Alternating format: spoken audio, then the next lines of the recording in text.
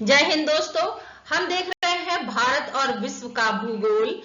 ठीक है जी, जिसमें हम देखेंगे अक्षांशीय विस्तार।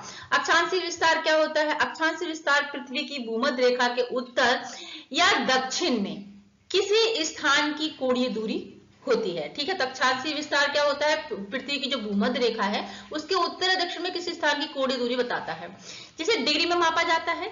ये किसी क्षेत्र की जलवायु, दिन के उजाले, घंटों और तापमान में होने वाले मौसमी बदलावों को प्रभावित करता है।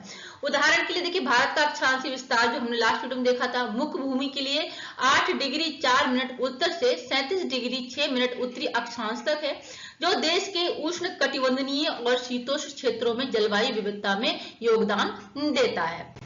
ठीक है, तो देखिए भूमध्य रेखा क्या है? भूमध्य रेखा देखिए, ये पृथ्वी को दो बराबर भागों में बांटती है। रेड कलर की आपको लाइन दिख रही होगी, इसको भूमध्य रेखा बोलते हैं। ठीक है जी, नॉर्थ पोल और साउथ पोल से ये बराबर दूरी पर होती है। ठीक है, तो भूमध्य रेखा पृथ्वी की सतह पर उत्तरी ध्रुव और दक्षिणी ध्रुव से समान दूरी पर स्थित होती है। एक काल्पनिक रेखा है, ये पृथ्वी को उत्तरी और दक्षिणी गोलार्ध में विभाजित करती है। जब ये पृथ्वी को देखिए दो बराबर भागों में बांटती है, ऊपर के पार्ट को क्या बोला जाता है? आपका उत्तरी गोलार्ध, और नीचे के पार्ट को आपका दक्षिणी गोलार्ध बोला जाता है। ठीक है, दूसरे शब्दों में पृथ्वी के केंद्र से सर्वाधिक दूरस्थ भूमध्य रेखीय उभार पर स्थित बिंदुओं को मिलाते हुए ग्लोब पर पश्चिम से पूर्व की ओर खींची गई काल्पनिक रेखा को भूमध्य या विषुवत रेखा बोलते हैं। तो इसको विषुवत रेखा भी इसको बोलते हैं। ठीक है जी, तो ये आपकी जो लाइन हो गई इसको क्या बोलेंगे? भूमध्य रेखा बोलेंगे। पृथ्वी को दो बराबर भागों में बांटती है, नॉर्थ पोल और साउथ पोल को। ठीक है, नॉर्थ और साउथ पोल से बराबर दूरी पर होती है। ठीक है जी, तो ऊपर के पार्ट को उत्तरी गोलार्ध, नीचे के पार्ट को दक्षिणी गोलार्ध बोला जाता है। ठीक है, तो देखिए यहाँ पे भूमध्य रेखा आपकी हो गई। ठीक है, तो अक्षांश रेखाएं किसको बोलते हैं? देखिए, इस रेखा के समानांतर अगर आप रेखाएं खींचेंगे, ठीक है, देखिए उत्तर की ओर आप समांतर रेखाएं खींचेंगे और दक्षिण की ओर समांतर रेखाएं खींचेंगे।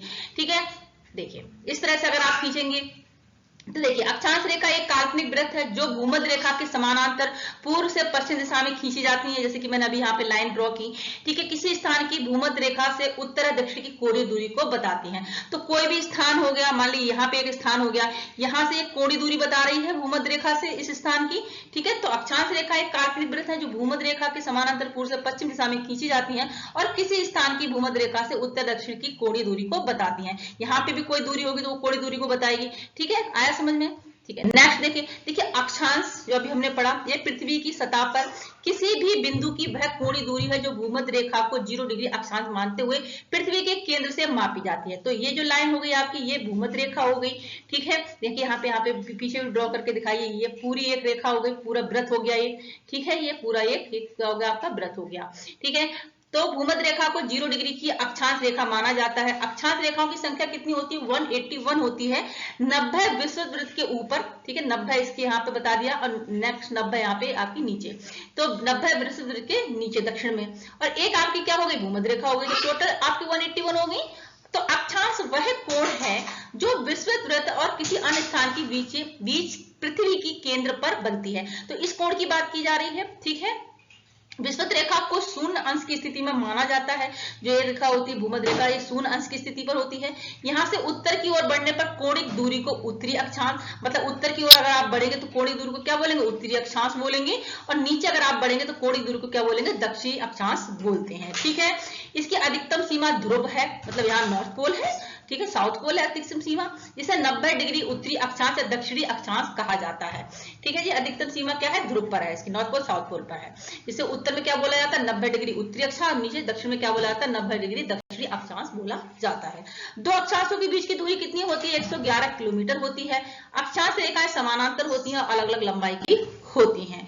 ठीक है, तो देखिए पृथ्वी को पूर्वी और पश्चिमी गोलार्ध में बांटने वाली प्रमुख रेखा की बात हो रही है। प्रधान मध्यम रेखा आपको हम पढ़ेंगे।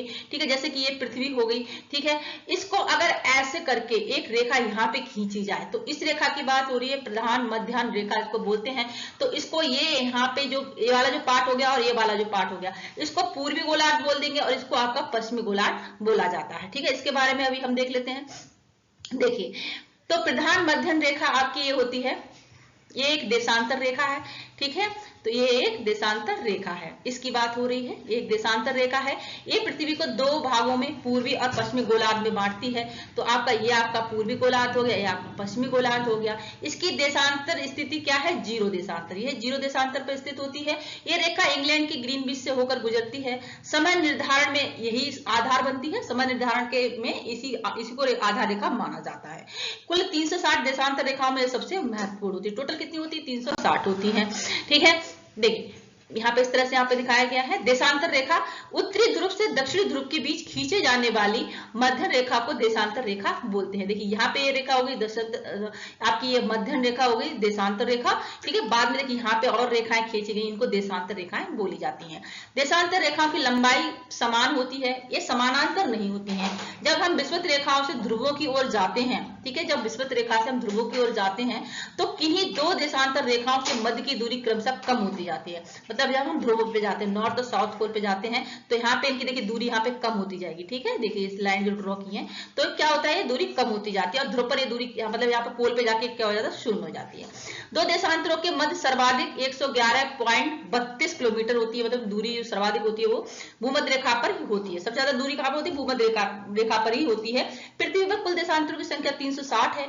0 डिग्री देशांतर को इंग्लैंड के ग्रीनविच स्थान से गुजरती है। तो जो 0 डिग्री की बात जो हो रही है ये वाली रेखा की, वो आपके इंग्लैंड के ग्रीनविच स्थान से गुजरती है, जिसको ग्रीनविच रेखा कहते हैं। ये देशांतर को ग्रीनविच मीन टाइम माना जाता है। इस रेखा से पूर्व में स्थित सभी 180 देशांतर को पूर्वी देशांतर, मतलब यहाँ पे जिनको क्या बोला जाएगा, पूर्वी देशांतर, और यहाँ को पश्चिमी देशांतर बोला जाता है। ठीक है, तो 180 देशांतर को पश्चिमी देशांतर और 180 देशांतर को पूर्वी देशांतर। पूर्व की तरफ होंगे तो पूर्वी देशांतर, पश्चिम होंगे तो पश्चिमी देशांतर। ठीक है जी, समानतः पूर्वी देशांतरों को ई से और पश्चिमी देशांतरों को डब्ल्यू द्वारा निर्देशित किया जाता है।